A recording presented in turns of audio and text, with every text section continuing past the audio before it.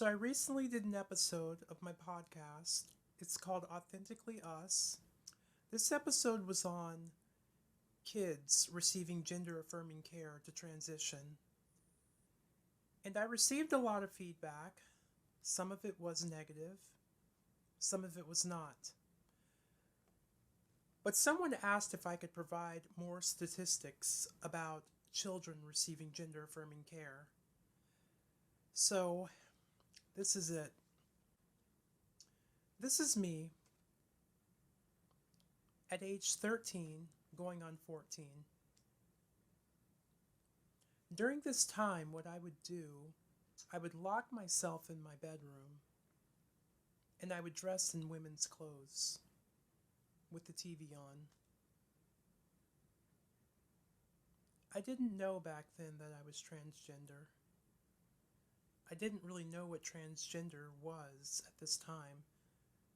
The closest thing that I saw to being transgender during this time was RuPaul, who is known for being a drag queen.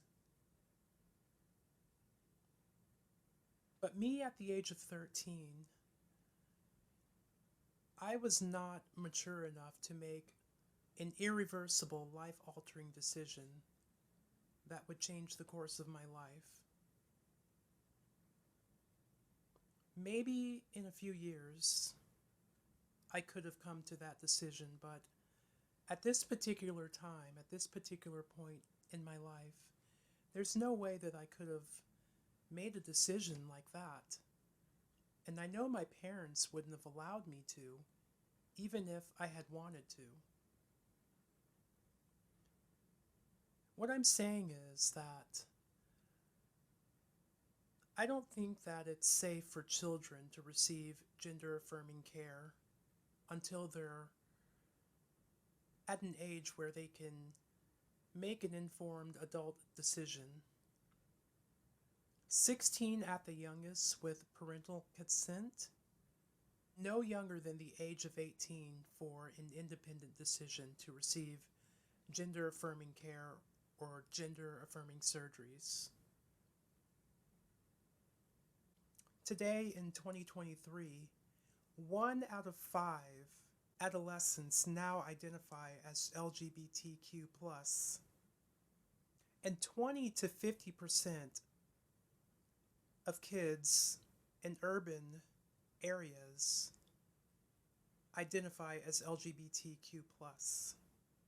1.6 million people aged 13 and older identify as transgender. And 300,000 of the 1.6 million are between the ages of 13 and 17. Gender affirming chest surgeries have increased by 389% among trans adolescents between the ages of 12 and 17. And this is between the year 2016 and 2019. 389%. That is an awful lot. And all of these surgeries, with the exception of 1.4%, were masculinizing surgeries. Gender affirming care and surgeries for minors is big business. Big Pharma is making millions of dollars, hundreds of millions of dollars, for providing gender affirming care to minors.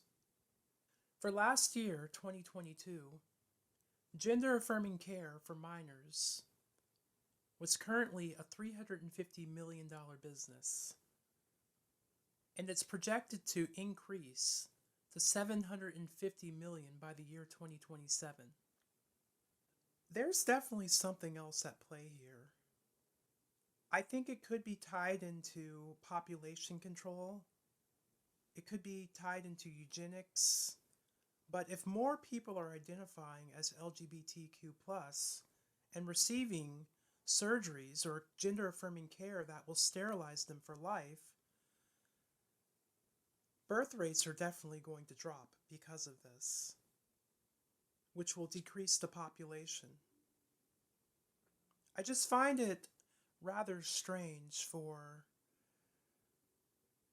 politicians, for legislation to actually favor this for kids. I was an adult when I decided to transition, and I had plenty of time to really research and come to my own decision without any input. When I was growing up, there was no one indoctrinating me or telling me that I was transgender, that I could be.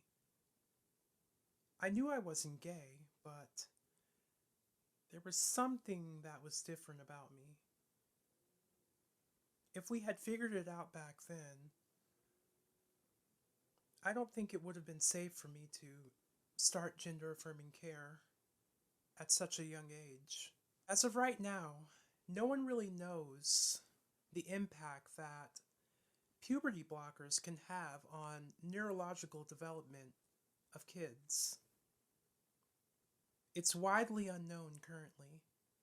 And can you imagine that? If puberty blockers actually affected a child's brain development, could you imagine adults having the neurological capacity of, say, a 14-year-old at the age of 25, 30, and up? If it's true, as of right now, it's still widely unknown. But can you imagine that? I don't think that would be good for society, for the world. I know it's hard. There are kids who suffer from gender dysphoria. I was one of those kids. I didn't know exactly what was going on, but I just don't think that it's safe for kids to have surgeries and gender affirming care at such a young age. I think there needs to be more regulations and more programs in place to help kids actually decide whether or not they're actually transgender or even LGBT. I don't think that it needs to be forced on them to make a decision like this. I know I'm going to get a lot of pushback for this, but these are my honest and true opinions. I can't actually just go along with the majority because, or the so called majority, because that's how they feel. I think more of us who feel this way need to come out and speak out against this and voice our opinions. And don't be afraid. Kids need to be protected,